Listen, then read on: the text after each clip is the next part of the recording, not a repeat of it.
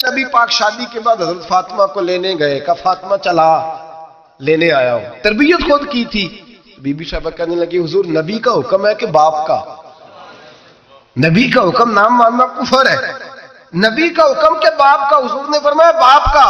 کہنے لگی محبوبہ بیٹھ جائیں، جب تک علی نہیں آئیں گے میں کوئی نہیں جاؤں گی۔ آپ کی تربیت کا نتیجہ ہے، میں کیسے چلی جاؤں جب تک شیر خدا نہیں آتے۔ کچی زمین پر یوں اللہ کے رسول طامت سمیٹ کے بیٹھ گئے، دیر کے بعد حضرت علی آئے، ماتھے پہ شکن نہیں، ایک دفعہ نہیں حضور نے کہا کہ میرے گھر میں پلا ہے۔ جناب علی تو کچھ سالوں کے تھے جب حضور کے در اقدس پہ آ گئے، یہ نہیں اللہ کے رسول نے فرمایا کہ میرے گھر میں پلا ہے، میرا غلام ہے، ساری زندگی میرا دستر نگر رہا ہے، کیسے بول سکتا ہے؟ کوئی لفظ نہیں کہے، فرمایا تو ٹھیک کہتی ہے، شیر خدا آئے تو میرے کریم رسول نے فرمایا علی اگر تو اجازت دے تو میں فاطمہ کو لے جاؤں؟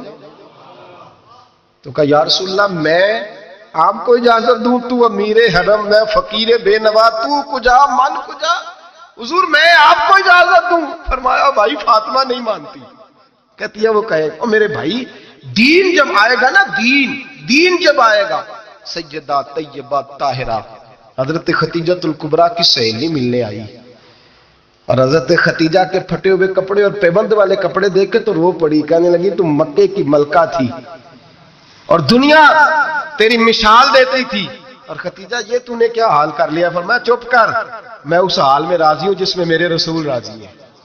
جب دین ہوتا ہے نا میرے بھائی، دین تو پھر کچھ نہ کچھ تصور اللہ جانتا ہے، کوئی بندہ دین نہیں پوچھتا، کوئی دین نہیں پوچھتا، کوئی عقیدہ نہیں پوچھتا، کہتا ہے ٹھیک ہو جائے گا۔ یاد رکھ لینا، ہم نے دیکھا ہے اگر کوئی بد مذہب عورت آ گئی تو اس نے تباہی پھیلا دی گھر کے اندر، تباہی پھیلا دی، بچے فاتحہ نہیں پڑھ سکے ماں باپ کے جانے کے بعد، خراب ہو گئے حالات۔ اپنی زندگی کے اندر رشتہ ڈھونڈتے وقت دین کا خیال کرو، بیٹے کے لیے بھی بیٹی کے لیے بھی۔ پرہیزگاری دیکھو، بچہ پرہیزگار ہوگا تو بچی اگر کمزور بھی ہوگی تو اللہ سے ڈر کے اسے پاس رکھے گا۔ تو میرے حبیب نے فرمایا جو بی بی جتنا گھر کے اندر رہے گی، جتنا گھر کے اندر رہے گی، جتنا گھر کے اندر رہے گی، اتنا ہی وہ اپنے رب کے قریب ہوتی جائے گی، اتنا ہی اللہ کا قرب پاتی جائے گی، اتنا ہی رب کریم کی ولیہ ہوتی جائے گی، اتنا ہی اللہ تبارک و تعالیٰ اسے اپنی قرب کی منازل طے فرمائیں گے۔ جتنی وہ گھر کے اندر رہے گی اتنی اللہ کے قریب رہے گی، اور جتنی سج دھج کے باہر نکلے گی، جتنی صبرے گی، اتنی وہ اللہ سے دور ہوتی جائے گی۔ جتنے قدم اس کے گھر سے دور نکلیں گے اتنے ہی قدم اس کے اللہ کے قرب سے دور ہوتے جائیں گے، اتنے ہی قدم۔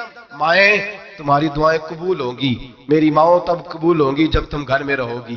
بیٹیوں رب کریم کا قرب اس وقت نصیب ہوگا جب تم گھر کے اندر رہو گی۔ میں کہتا ہوں اب شادیاں نہیں ہوتی، تجارتیں ہوتی ہیں، کاروبار ہوتے ہیں۔ اب لوگ کہتے ہیں چلو یہ بھی ساتھ آ جائے گا، یہ بھی، اس بھٹی میں نہ جھونکو، یہ زندگی کا فیصلہ ہے۔ اور اس کے بعد گھر اس لیے ٹوٹتا ہے کہ ہم ان کی مذہبی شرعی تربیت نہیں کر پاتے۔ توجہ ہے آپ دوستوں کی؟ نبی پاک صلی اللہ علیہ وسلم نے کہا ہے کہ مرد شادی اس وقت کرے جب نان و نفقہ دے سکتا ہے۔ کیا لفظ ہے جی؟ نانو، وہ کیا ہوتا ہے؟ ضروریات۔ اس میں پارک میں جانا شامل نہیں، اس میں پارک میں جانا شامل نہیں، اس میں 4-5 دن کے لیے مری کی رہائش شامل نہیں، اس پیکج میں وہ شامل نہیں۔ یاد رکھیں، یہ بھی ٹریننگ دیں۔ ابا جی آگے کہتے ہیں، ابا جی، بچی کے ابا جی کہتے ہیں پتر بالا نو کدی کدی لے جایا کر، خدا کا خوف کرے۔ نانو نفقہ اور چیز ہے، ہاں وہ مرد کی طاقت کے مطابق ہے نانو نفقہ شریعت نے کہا، لیکن نانو نفقے سے مراد میرے نبی پاک صلی اللہ علیہ وسلم نے فرمایا جو خود کھائے وہ بیوی کو کھلائے، جو خود پہنے وہ بیوی کو، فرمایا تو اپنے گھر والوں پہ آسانی کر، اگر تو صاحب حیثیت ہے تو انہیں اچھا خرچ دے، کوئی حرج نہیں۔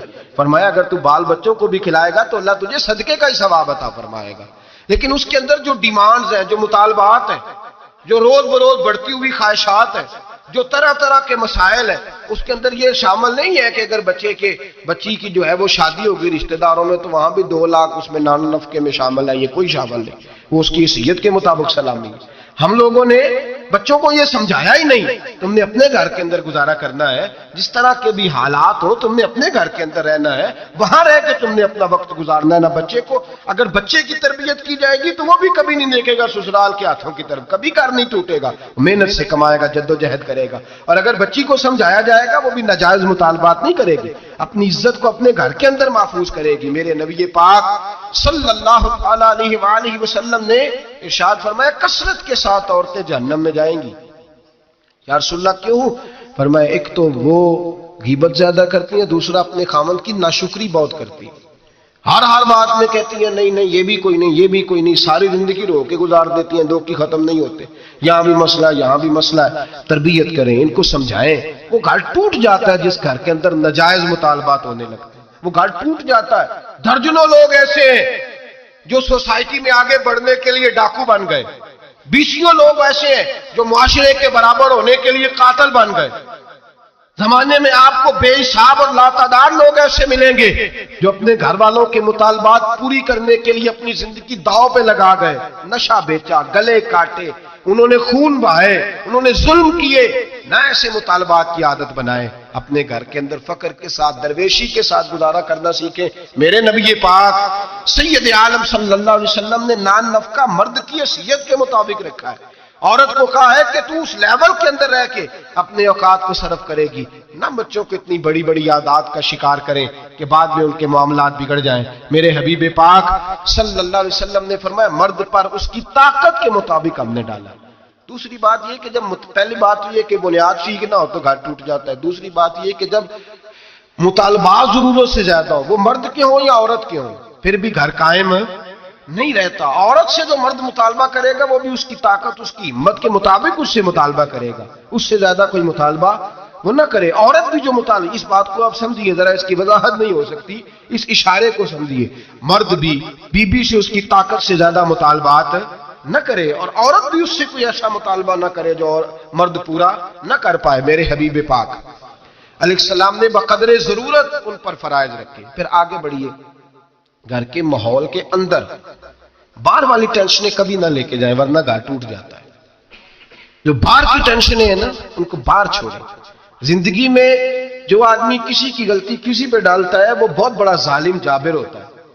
میاں صاحب کہتے ہیں اوہو گھر آئے، اور بچے بیچارے ترس رہے تھے کہ ابا جی گھر آئیں گے تو ہم ان کے گلے پہ پکڑیں گے، کودیں گے، مطالبہ کریں گے، آئس کریم منگائیں گے، خوش ہوں گے.